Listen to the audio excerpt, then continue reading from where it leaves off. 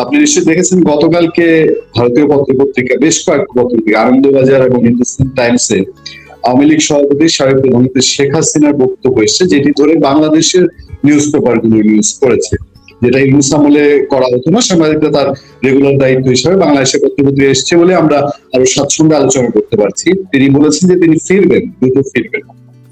তার এই বক্তব্যের পর দেখা গেল যে একটা নির্দিষ্ট ঘরানা থেকে, সেটা বলা যেতে পারে যে ইউনূস সরকার এবং তার সাথে যারা সহযোগী ছিলেন, আসিফ নজরুল, মাহফুজ আলম সাবেক সরকারের উপদেষ্টা, তারা খুব রিয়েক্টিভ হয়ে গেছে। আমি মনে করি আমাদের বিশ্লেষণ যেটা, যে শেখ হাসিনা আওয়ামী লীগ ফেরা না ফেরার উপরে বিএনপি খুব একটা কিছু আসা যায় না, কারণ আওয়ামী লীগ এবং বিএনপি কাছাকাছি ফোর্স, স্ট্রেংথের দিক থেকে, তাদের সমর্থকের দিক থেকে। কিন্তু এই যারা এখন রিয়াকশন দিচ্ছে, এদের রিয়াকশনটা কি এই কারণেই যে 24-এর অভ্যুত্থানটা একটা মেটিকুলাস ডিজাইন ছিল এবং আওয়ামী লীগ আসলে এই পক্ষগুলো সবচেয়ে বেশি আতঙ্কিত, এরকম কিছু কি মনে করার মতো? এবং শেখ হাসিনার এই বক্তব্যের আসলে গুরুত্ব কতটা দেওয়া যেতে পারে, আপনার কি মনে হয়? এই দিয়ে আলোচনাটা শুরু করতে চাই। ধন্যবাদ। দেখেন, শেখ হাসিনা বাংলাদেশের একটা one of the biggest and oldest political party, রাজনৈতিক দলের প্রধান, যে দলটি আমাদের মহান মুক্তিযুদ্ধের নেতৃত্ব দানকারী, যে দলের নেতা মাওলানা আব্দুল হামিদ খান ভাসানী, শামসুল হক, পরবর্তীকালে তরুণ শেখ মুজিব এবং বঙ্গবন্ধু উপাধি নিয়ে বঙ্গবন্ধু শেখ মুজিবুর রহমান, তাজউদ্দিন আহমদ, সৈয়দ নজরুল ইসলাম, এইচ.এম. কামরুজ্জামান, মনসুর আলী সাহেব, অন্যান্য নেতৃবৃন্দ, এবং 75-এর 15ই আগস্টে বঙ্গবন্ধুর নির্মম হত্যাকাণ্ডের পর ওই সময়কালে আওয়ামী লীগের তরুণ নেতা প্রয়াত জনাব আব্দুর রাজ্জাক, জনাব তোফায়েল আহমেদ, আমির হোসেন আমু, আব্দুস সামাদ আজাদ, জিল্লুর রহমান, আব্দুল মান্নান বাড়ি, আমির হোসেন আমু তো বললামই, এরা সবাই মিলে শেখ হাসিনা 1981 সালে ফিরবার আগেই, কিন্তু আমি এটা বলছি একটা প্রেক্ষাপটে, শেখ হাসিনা 1981 সালের 17ই মে দেশে ফিরবার আগেই 75-এর 15ই আগস্টের নির্মম ট্র্যাজেডির পর, 3রা নভেম্বরে জেলখানার অভ্যন্তরে 4 জাতীয় নেতার হত্যার পর, তাজউদ্দিন আহমদ, সৈয়দ নজরুল ইসলাম, এইচ.এম. কামরুজ্জামান, মনসুর আলী, পৃথিবীর বর্বরোচিত হত্যাকাণ্ড, জেল হত্যাকাণ্ড, তারপরও কিন্তু আওয়ামী লীগ ঘুরে দাঁড়িয়েছিল। এবং 1979 সালে জিয়াউর রহমানের ওই রকম জনপ্রিয়তার মধ্যেও মুজিববিহীন বাংলাদেশে আওয়ামী লীগ আসন কম পেয়েছিল 39টা, তাও 2008-এ বিএনপি পেয়েছিল 29টা, আওয়ামী লীগ পেয়েছিল 39টা 1979 সালে। এবং সেই নির্বাচনে কিন্তু আওয়ামী লীগ আর বিএনপির ভোটের পার্সেন্টেজ খুব একটা ছিল না। তো সেই রাজনৈতিক দলকে আমি যদি এখন এই বিগত অন্তর্বর্তী সরকারের কথাই বলি, সেই রাজনৈতিক দল কি, এটা কি আপনার ওই হিজবুত তাহরির, নাকি আল্লাহর দল বা এ ধরনের জঙ্গি ফুস্কো সংগঠন? যে আওয়ামী লীগের নানা দুর্বলতা আছে, নানা ব্যর্থতা আছে, ইভেন অনেক দোষও আছে অন্যান্য পলিটিক্যাল পার্টির মতো। এবং 2024-এ ইউনূস সাহেব কি বললো না বললো যায় আসে না, সে তো একটা স্ট্যান্ড বাজলো। আমাদের 500 শিশুর বেশি মানবতার বিরোধী অপরাধের কাছাকাছি চলে এসেছে, পাশাপাশি অপরাধ করেছে। কিন্তু যেমন অনেকে বলে, আমার সঙ্গে অনেকে দ্বিমত করতে পারে, অনেকে বলে না একটা বড় অংশ এখন, 15 বছরের অবৈধ শাসন, আওয়ামী লীগের শাসন যদি ভোটারবিহীন বলেন, তাহলে 2014 থেকে আওয়ামী লীগ মাইন্ড করলো কিছু যায় আসে না। আর অন্যরা মাইন্ড করলে হবে না যে 8-এ নির্বাচন হয়নি। 8-এ সুষ্ঠু নির্বাচন হয়েছে, যে কয়টি বাংলাদেশের নির্বাচন গ্রহণযোগ্য সব মানুষের কাছে, তার মধ্যে একটি ছিল অন্যতম 2008-এর 29শে ডিসেম্বর। সো 8-এর 29শে ডিসেম্বর থেকে 14 সালের 5ই জানুয়ারি নির্বাচন আগ পর্যন্ত শেখ হাসিনা সরকার সাংবিধানিকভাবে বৈধ সরকার। এবং আপনার সেইখানে 14-র পরে 18, 24 এগুলো নিশ্চয়ই আমি মনে করি প্রকাশ্যে বলুক না বলুক, অন্তত আওয়ামী লীগের মতো অভিজ্ঞ দল নিশ্চয়ই তারা তাদের দলের মধ্যে আলাপ করে। গর্বের না, লজ্জার যে আওয়ামী লীগ ভোট এবং ভাতের অধিকার প্রতিষ্ঠার কথা বলে, বা শেখ হাসিনাও বলতেন আমি সব হারিয়ে এটার জন্য এসেছি। সেই আওয়ামী লীগই ভাতের অধিকার হয়তো দিয়েছে, ভোটের অধিকার কেড়ে নিয়েছিল। এটা তো সত্য, ঐতিহাসিক সত্য। তো সেই আওয়ামী লীগকে আপনি ওই যে আসিফ নজরুল আজকে যান বাঁচানোর জন্য এগুলো বলছে যে আওয়ামী লীগ ফিরে এসেছে, ছিল এই দম্ভ ছিল না কি বলছে, এগুলো পড়ার ঠিক পাই না। তো সেই তো তারাই তো একটা ইস্যুটা আপনার মনে আছে পুনিয়া ভাই, বীর মুক্তিযোদ্ধা একজন সাবেক রাষ্ট্রপতি যিনি পার্লামেন্টের স্পিকার ছিলেন এবং অভিজ্ঞ পার্লামেন্টিয়ান, 7 বার এমপি হয়েছিলেন সব আমলে, সব সরকারের আমলে, বিএনপির আমল তো বটেই। তো সেই আব্দুল হামিদ সাহেব অসুস্থ বেচারা লুঙ্গি পরে, তার ড্রেস পরার বদলানোর টাইম নেই, লুঙ্গি পরে সিঙ্গাপুর চলে গেল।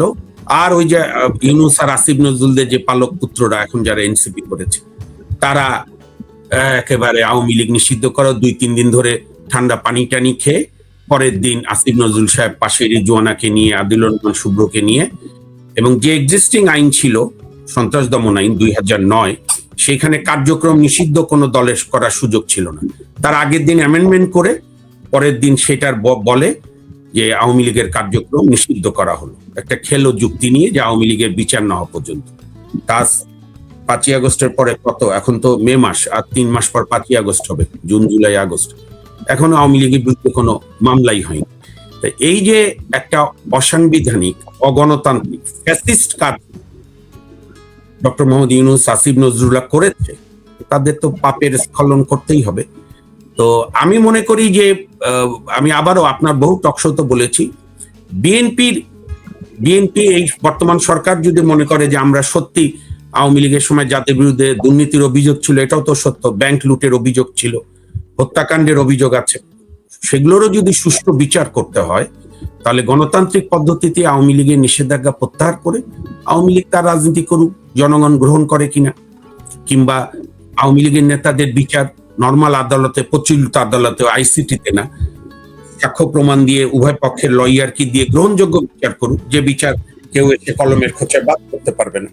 এখন তো শেখ হাসিনার যতটুকু বিচার হয়েছে বন্যদের, সেটা নিয়ে তো অনেক প্রশ্ন, অনেক বিতর্ক, অনেক ধরনের যৌক্তিক প্রশ্ন উঠছে। তাদের কি নাম অ্যাপ্রুভার করানোর ক্ষেত্রে অর্থনৈতিক লেনদেনের খবর পাওয়া যাচ্ছে, এক প্রসিকিউটর তো পদত্যাগই করলো অর্থনৈতিক লেনদেনের অভিযোগে আওয়ামী লীগের এক নেতার লয়ারের সঙ্গে। তো যাই হোক, তো ফলে আমি মনে করি যে শেখ হাসিনা যেটা এটা সিদ্ধান্ত বলেছেন, আমিও দেখেছি ইন্ডিয়ান পত্রিকাতে, খুব নামকরা পত্রিকা ইন্ডিয়ান এক্সপ্রেস এবং টাইমস অফ ইন্ডিয়া বোধহয় খুব সম্ভবত। তো ধরেন আওয়ামী লীগ তো আওয়ামী লীগের কার্যক্রম করবেই। যখন তারেক রহমান সাহেব লন্ডনে নির্বাসনে ছিলেন, তখন তো উনিও প্রায় বলতেন আসবো, বিএনপিরাও বলতো আসবে, স্লোগান ছিল না তারেক রহমান আসবে, তারেক রহমান আসবে দেশে, বিজয়ের বেশে তারেক রহমান আসবে দেশে। এখন আসবে বাংলাদেশে, হ্যাঁ জি, আসবে ফিরে বাংলাদেশে, আসবে ফিরে বাংলাদেশে তারেক রহমান বীরের বেশে। বিএনপির অসংখ্য জনগণেরও একটা বড় অংশ যারা জিয়াউর রহমান সাহেবকে ভালোবাসে, বেগম খালেদা জিয়াকে ভালোবাসে, তারেক রহমানকে তো বটেই। আবার এখন আওয়ামী লীগ স্লোগান দেয় শেখ হাসিনা আসবে, রাজপথ হাসবে। আমার দুই দলের প্রতি শ্রদ্ধা রেখে বলি, এই বোধগুলো ক্ষমতায় থাকতে কারো মনে থাকে না। আমি কিন্তু যে এই দুটি দল মিনিমাম কোন রাজনৈতিক যদি একটা বলে না এগ্রিড অন ডিসএগ্রিমেন্ট, অর্থাৎ আমরা একমত হয়েছি দ্বিমতের জন্য, তারা যদি মনে করতো যে হ্যাঁ আপনার বিরুদ্ধে যা অভিযোগ আছে আমি ন্যায্য বিচার করব, বিচারে দোষ যা জেল জুলুম ফাঁসি যাবজ্জীবন যা হবে হবে, কিন্তু আমি যেমন আওয়ামী লীগের আপনি যাই বলেন, আওয়ামী লীগের ধরেন 14 পরে 18 পর থেকে বিশেষ করে একটা মনে মনে প্রস্তুতি হচ্ছে বিএনপি ছাড়াই আমি সব করব, এবং করতে গিয়ে হিতে বিপরীত হয়েছে। তো বিএনপি কিন্তু প্রথমে আওয়ামী লীগ নিষিদ্ধের এই আন্দোলনে বিএনপি সমর্থন দেয়নি। বিএনপি কিন্তু ফখরুল ইসলাম আলমগীর সাহেব বলেছে যে আমরা কোনো রাজনৈতিক দল নিষিদ্ধ চাই না, কিংবা জাতীয় পার্টি অফিসে যখন নুরুরা গিয়ে দখল করতে চাইলো, আগুন লাগালো, তখনও বিএনপি বলেছে এটা আমরা সমর্থন করছি না। এখন বিএনপি পরে কেন নিজেরা ক্ষমতায় গিয়ে এই অর্ডিন্যান্সটাকে আইনে পরিণত করলো, এটি বিএনপির কেউ আসলে ভালো বলতে পারবে। তবে আমি মনে করি যে বিএনপি রাজনৈতিক এবং বাংলাদেশের রাজনৈতিক স্থিতিশীলতা যদি আনতে হয়, এবং একটা বড় অংশের মানুষকে যদি তার রাজনৈতিক চয়েস দিতে হয়, গণতন্ত্রে কিন্তু 3টা জিনিস পুনিয়া ভাই খুব প্রয়োজন, মানে 3-4টা: choice of candidates, choice of leaders, choice of political parties. Fundamental 3টা: ডিবেট, ডিসকাশন, ডিসেন্ট। আলোচনা হবে, বিতর্ক হবে, দ্বিমত হবে। এই তিনটা না থাকলে একটা গণতন্ত্র ভাইব্রেন্ট হয় না। এখন আমাদের বিএনপির বন্ধুরা বলতে পারে যে মামুন এত হোলিস্টিক অ্যাপ্রোচ নিচ্ছে, আওয়ামী লীগ তো আমাদের উপর কম অত্যাচার করেনি, এটাও সত্য। এখন আপনি কি সেই অত্যাচারের লাইনে হাঁটবেন, প্রতিশোধের বিচার করবেন, না আপনি ন্যায় বিচার করবেন, ন্যায় বিচারের পথ সুগম করবেন? এটা আপনাদের ঐতিহাসিক সিদ্ধান্ত নেওয়ার বিষয়। মোহন ভাই, আমি আমি একটা জিনিস একটু আপনার কাছে তুলে ধরি। ধরেন আপনি আপনি আইন অঙ্গনের বাইরেও বাংলাদেশের রাজনৈতিক বিশ্লেষক হিসেবে আপনি খুবই পরিচিত, এখন গ্রহণযোগ্য সবার কাছে। আপনারা বলে এসছেন, এর বাইরেও আমি যদি রেফারেন্স দিই, ধরেন অ্যাডভোকেট ফজলুর রহমান বিএনপির মানুষ, নীলুফার চৌধুরী মনি বিএনপির মানুষ, বা ধরেন বদিউর রহমান এনবিআর এর সাবেক চেয়ারম্যান, এরকম অনেকেই বলে আসছে যে আওয়ামী লীগ এইভাবে নিষিদ্ধ করে ঠেকায় রাখা যাবে না। ইভেন পরোক্ষভাবে স্বরাষ্ট্রমন্ত্রী, তিনজন স্বরাষ্ট্রমন্ত্রী না তখনও বলেছেন যে পুলিশ দিয়ে আওয়ামী লীগ ঠেকানো যাবে না। কিন্তু এখন দেখা যাচ্ছে যে মাহফুজ আলম যে স্টেটমেন্ট, যে পোস্টটা দিয়েছে, তার ভাইরাল পোস্ট, সেই জায়গায় কয়েক জায়গায় বলছে যে মব যখন হয়েছে, মবের পৃষ্ঠপোষকতার জন্য আওয়ামী লীগ ফিরে এসছে। সে বলছে মাজারে যখন হামলা হয়েছে তখন আওয়ামী লীগ ফিরে এসছে। এই যে কোথায় হামলা হয়েছে, হামলা হয়েছে তার মধ্যে দিয়ে আওয়ামী লীগ ফিরে এসছে। হ্যাঁ, মানে ওইগুলো যে অন্যায় বিচার যেগুলো হয়েছে, কিন্তু তারা কিন্তু তখন উপদেষ্টা ছিল। উপদেষ্টা থাকা অবস্থায় মবের বিরুদ্ধে কিছু বলে নাই, আসিফ নজরুল কোনোদিন একটা শব্দ বলে নাই, মাহফুজ আলম বলে নাই। এখন তারা এটাকে আওয়ামী লীগের সঙ্গে গোলাচ্ছে। ভেতরে কি গুঁড়ো কিছু চলছে, জটিল কিছু চলছে রাজনীতির? অনেকে কিন্তু এটা মনে করেন যে ভেতরে রাজনীতির ভেতরে বোধহয় অন্য খেলা চলছে। দেখেন, আমার বাবা, প্রত্যেক বাবাই তার ছেলেকে ভালোবাসে, আমিও বাবা, আমিও আমার ছেলে মেয়েকে ভালোবাসি। কিন্তু আমার সঙ্গে আমার বাবার সম্পর্কটা একদম বন্ধুর মতো, এক কলেজ জীবন থেকে, আমার রাজনৈতিক জীবন থেকে। তা আমার বাবা সবসময় আমাকে একটা কথা বলেন, এবং যখনই আমি বাবার এই উপদেশ ফলো করি আমার জীবনে শান্তি থাকে। বাবা বলে যে বাবা, তুমি সবসময় স্ট্রেট কাট হাঁটবা, কোনো ডান বাম গলি নিবা না জীবনের সিদ্ধান্ত নেওয়ার ক্ষেত্রে। আইন পেশায় বা আমরা যে আইনজীবী হিসাবে রাজনীতি করি, মানে আইন অঙ্গনে বা জাতীয় রাজনীতিতে যখন যা সংকট আসে, তা আমি এই যে পর্দার আড়ালে কি হচ্ছে না হচ্ছে এগুলো নিয়ে আমি কখনো অরিড হই না। আমি যেটা সাধারণ মানুষের জন্য ভালো, আমার এই প্রিয় মাতৃভূমির জন্য ভালো। কারণ আমি সেই স্কুলে বিশ্বাস করি মতবাদ যে আমার মা কালো হতে পারে, আমার মা রুগ্ন হতে পারে, আমার মা জীর্ণ শীর্ণকায় হতে পারে, আমার মা কুৎসিত হতে পারে, কিন্তু আমার মা। এই জন্যই আপনার অনুষ্ঠানে আমি একজনের উপর রেগে গিয়েছিলাম না, যখন এন্টার বাংলাদেশকে উনি অপমান করেছিলেন। তা আমি অত্যন্ত ন্যাশনালিস্ট, আমি নিজেকে গর্ব করি, আমার বাংলাদেশ নিয়ে আমি কোথাও আপোষ করি না। আপনাকে আমি ছোট্ট একটা কথা বলি, আমার মানে দেশের সাংবিধানিক আদালতে আইনজীবী হওয়ার কারণে, যেহেতু ভারত বাংলাদেশ একই কমন ল হেরিটেজ শেয়ার করে, মানে ইংলিশ ল সিস্টেম শেয়ার করে, সেই কারণে আমার মাঝে মাঝে ইন্ডিয়া যেতে হয় বই টই কিনে আনার জন্য। একে অপর মানে ওই দেশের রায়গুলো আমাদের এখানে অনেক সময় কাজে লাগে, পাকিস্তানের রায়ও কাজে লাগে। আপনি জানেন, যতবার আমার স্ত্রী এই জন্য বলে তোমার সঙ্গে বেরোতে ইচ্ছা করে না, যতবার আমি যেখানে গিয়েছি ইন্ডিয়ানরা যখনই আমার সঙ্গে হিন্দিতে কেউ কথা বলেছে, আমি দেখেছি বাংলাদেশে যারা ইন্ডিয়ার গোষ্ঠী উদ্ধার করে, এরকম বন্ধু বান্ধবের সাথে গেছে, তারা হিন্দিতে কথা বলার চেষ্টা করে ওদের মতো ভাঙা ভাঙা। আমি স্ট্রেট বলি, either you speak in Bengali with me which is my mother tongue, or you talk to me in English because I'm entering an international airport, so don't Hindi imposition.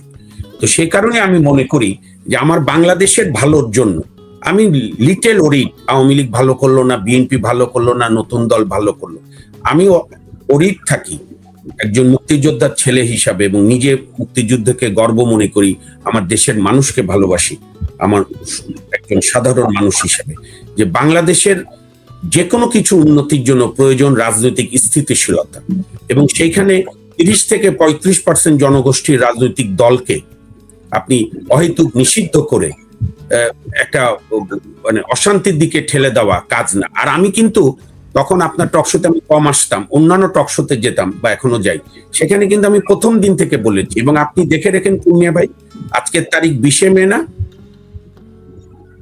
এই 20 মে যে আওয়ামী লীগের যে বিশাল সমর্থক গোষ্ঠী আওয়ামী লীগের লুটপাটের জন্য, আওয়ামী লীগের গণতন্ত্র বিরোধী কার্যক্রমের জন্য সিরিয়াস আওয়ামী লীগ করে বা আওয়ামী লীগকে ভালোবাসে, তারাও মুখ ফিরিয়ে নিয়েছিল যে কি হচ্ছে এগুলো।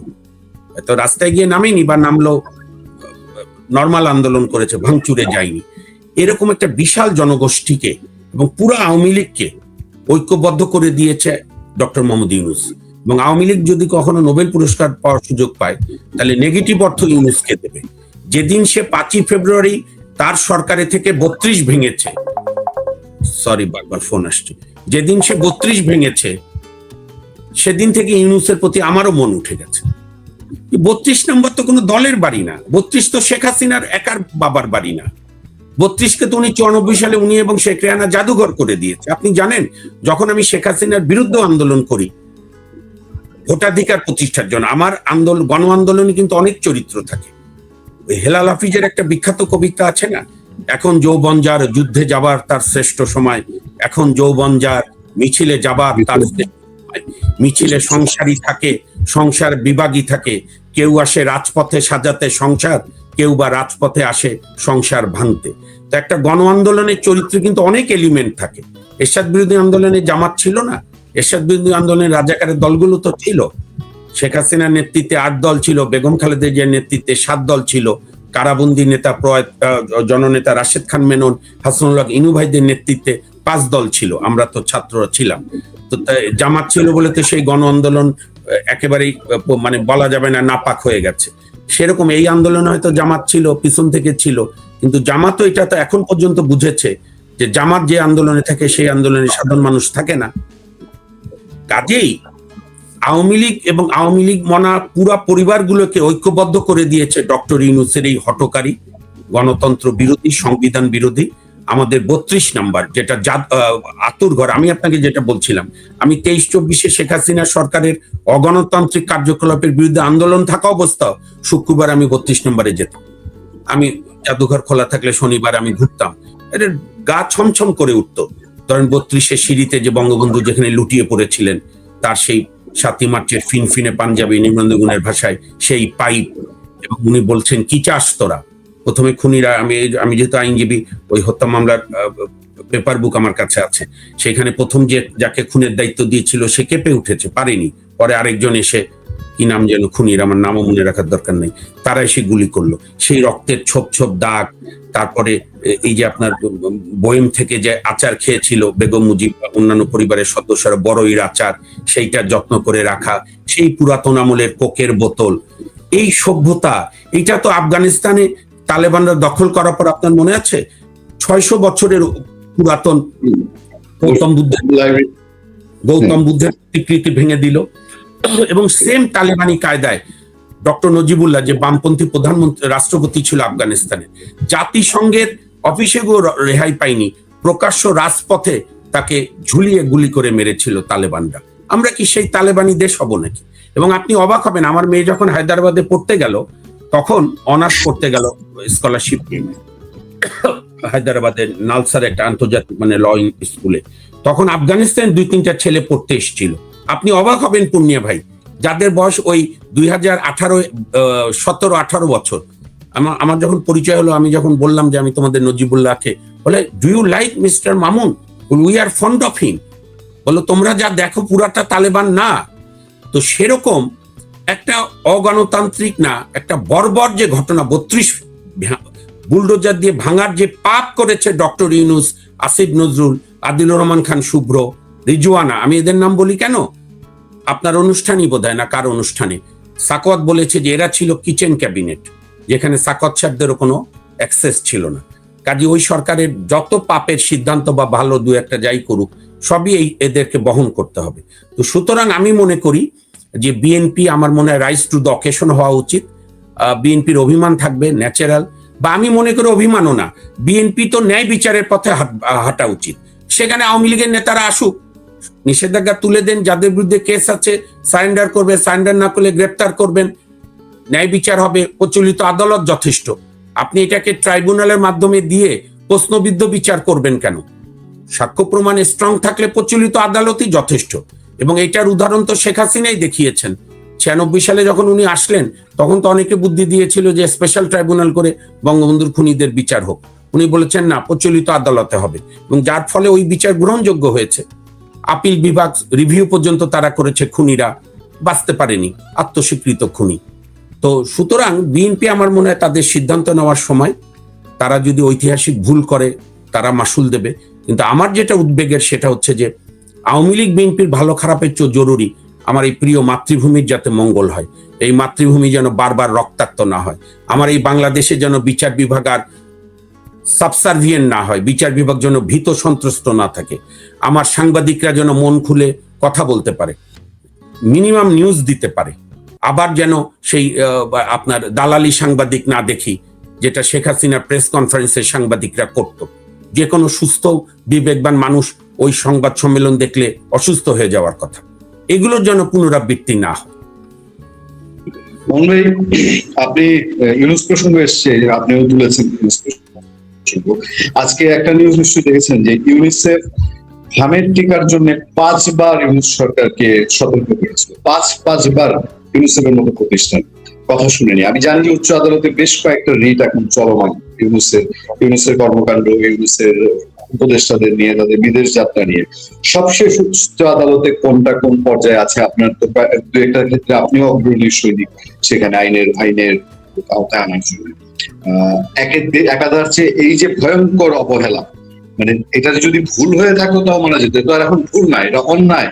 এতবার সতর্ক করার পরে আজকে আমাদের 500 শিশু মারা গেল। এই বিষয়টা কিভাবে দেখছেন এবং উচ্চ আদালতের সরকারের রিটগুলো কি পর্যায়ে আছে?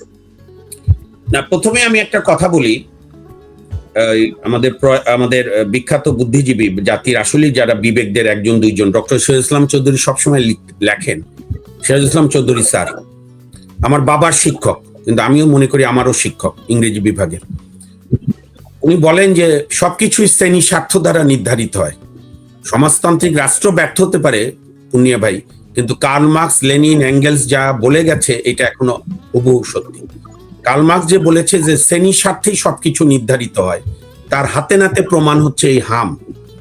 মধ্যবিত্ত বাদ দেন, জেলা পর্যায়ে নিম্ন মধ্যবিত্তেরও খুব রেয়ার ছেলেমেয়েরা মারা গেছে, যার ফলে সমাজে যে প্রতিবাদ হওয়ার দরকার সেই প্রতিবাদটা কোথাও হচ্ছে না।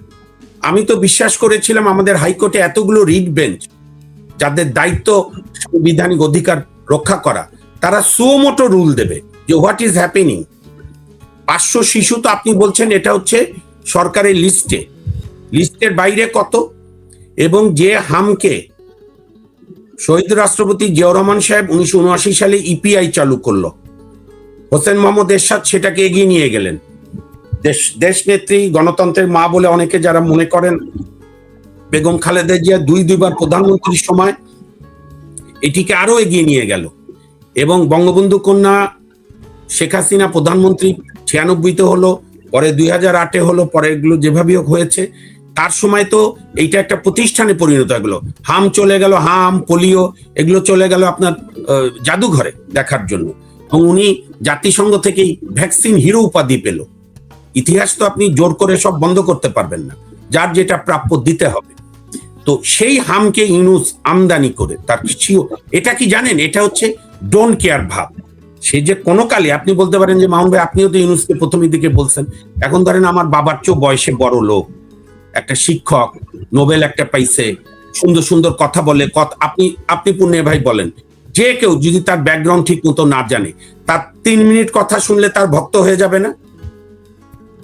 আমরা তো ইউনুস সরকার, আমরা তো সময় দিতে চেয়েছি তাকে, আমরা তো মেনে নিয়েছিলাম।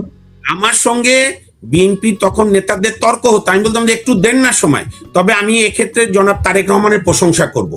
ওই 5 তারিখ রাত্রে যখন ওই যে সমকাল অফিসে বসে না, চ্যানেল 24 টিভিতে বসে এই যে এই সমস্ত তরুণ তুর্কিরা যখন তারেক রহমানকে বলছিল একটা বিপ্লবী সরকার না জাতীয় সরকার, তারেক রহমান সাহেব কিন্তু লন্ডনে বসে অসাধারণ সিদ্ধান্ত দিয়েছিল, মানে সিদ্ধান্ত জানিয়েছিল বিএনপির পক্ষ যে কোনো বিপ্লবী জাতীয় লাগবে না, 3 মাসের জন্য করো, নির্বাচন দিয়ে নির্বাচিত সরকার করবে। এবং সেটা যদি তখন সবাই মেনে নিত তাহলে জাতির এই ট্র্যাজেডি হতো না এবং সবকিছুই বিতর্কিত হতো না। তো আপনি যেটা বলছিলেন, তো এই হামের এত বড় ট্র্যাজেডি, আমি তো মধ্যবিত্তের শিক্ষকরা, সাংস্কৃতিক কর্মীরা, আমি সবার, আইনজীবীরা, বুদ্ধিজীবী, কোনো অনুভূতি নাই।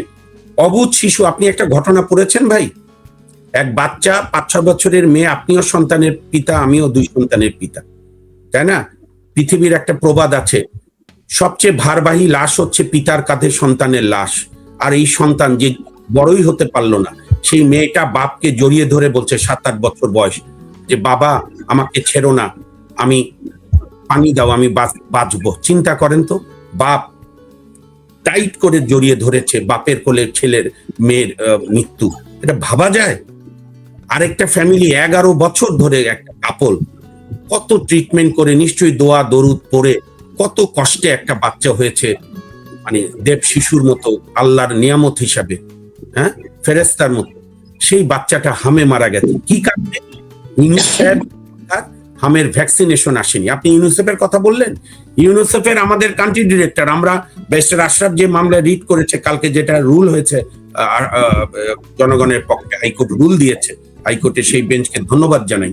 তো সেইখানে আছে ওই যে ডনের একটা কবিতা আছে না, for God sake hold your tongue let me লাভ, রবীন্দ্রনাথ শেষের কবিতায় লিখেছিল, ও তুলে ধরেছিল লাবণ্য আর অমিতের সংলাপে। সেরকম ইউনিসেফের কান্ট্রি প্রধান বাংলাদেশে ইউনুসকে বলেছিল, for God sake don't do it, অর্থাৎ টিকাটাকে বেসরকারি খাতে দিও না, এরকম করো না, টিকা আমদানি করো। আমার কাছে যেটা খবর, আমরা হাইকোর্টের রেকর্ডও চাইবো ঈদের পরে ওই রুলের হিয়ারিং এর সময়, স্বাস্থ্য উপদেষ্টা নাকি চিঠি পাঠিয়েছিল যে ভ্যাকসিন কেনা দরকার, ইউনুসেফ পাত্তা দেয়নি, কারণ তার তো ডোন্ট কেয়ার ভাব, সে তো বাংলাদেশ নিয়ে ভাবে না। আপনি বলেন, একটা চিফ অ্যাডভাইজার হয়ে 3 মাস ছিল লতিফুর রহমান, 20-22টা জেলা ঘুরেছে। 3 মাস ছিল হাবিবুর রহমান শেলী সাহেব, কত জেলা ঘুরেছে। আর শাহাবুদ্দিন সাহেব তো কথাই নাই, সফল প্রথম অস্থায়ী সরকার প্রধান, যিনি কোনো লোভ না করে আবার প্রধান বিচারপতিতে ফিরে গেছে। আর এ হচ্ছে সবচেয়ে নিকৃষ্ট এই অন্তর্বর্তী বলেন, তত্ত্বাবধায়ক বলেন, আর কেয়ারটেকার সরকার বলেন। অনেকে 111 বলেন, ডক্টর ফখরুদ্দিনের কোনো অশালীন কথা আপনার মনে পড়ে? হ্যাঁ, ভাষণ দ্রুত রবীন্দ্রনাথের কবিতা দিয়ে শেষ করত, এবং যতটা পেরেছে ভদ্রভাবে চলেছে। বাকি যে জিনিস হয়েছে সেটা তো আলাদা কথা। তো যাই হোক, সেই জন্য আপনি যে রিটের কথা জানতে চাইলেন, রিটে একটা রুল হয়েছে যে কেন কমিশন অফ ইনকোয়ারি অ্যাক্ট অনুযায়ী এই হিউম্যান ট্র্যাজেডি বা বাচ্চাদের যে শিশু মৃত্যু, এটার জন্য আমরা প্রেয়ার করেছিলাম। Barrister Ashraf petitioner M Ashraful Islam, জানেন আপনার অনুষ্ঠানও আসে, খুবই সাহসী আইনজীবী, যে কেন সরকারকে নোটিশ জারি করেছে, 4 সপ্তাহের মধ্যে জবাব দিতে বলেছে, ক্যাবিনেট সেক্রেটারি থেকে শুরু করে health secretary, home secretary, even doctor Mohammad Yunus নিজেও, তাকেও পার্টি আছে ওই মামলায় বিবাদী, যে কেন একটি স্বাধীন ইনকোয়ারি কমিশন গঠন হবে না ইনকোয়ারি কমিশন অ্যাক্ট অনুযায়ী। এবং আমরা বলেছি, আমরা কাউকে আগে থেকে ইউনূস সাহেবের মতো অপরাধী বানাতে চাইনি। ইউনূস সাহেব যেরকম অনেক লোককে অপরাধী বানিয়ে জেলে ভরেছিল, আমাদের বক্তব্য নির্ভুল স্বাধীন ইনকোয়ারি কমিশন করে এই সরকার ইনকোয়ারি করুক, ইনকোয়ারিতে বেরিয়ে আসুক। যদি দেখা যায় না ইউনূস সাহেবের সরকারের কোনো ভুল না, এইটা অন্য কারণে হয়েছে, সেটাও চিহ্নিত হোক, কিন্তু তদন্ত হতে হবে। আমার দেশের বাচ্চা মারা যাবে 500, আর আমি তো আজকে তীব্র ধিক্কার জানাই, জামাত ইসলাম নীরব কেন?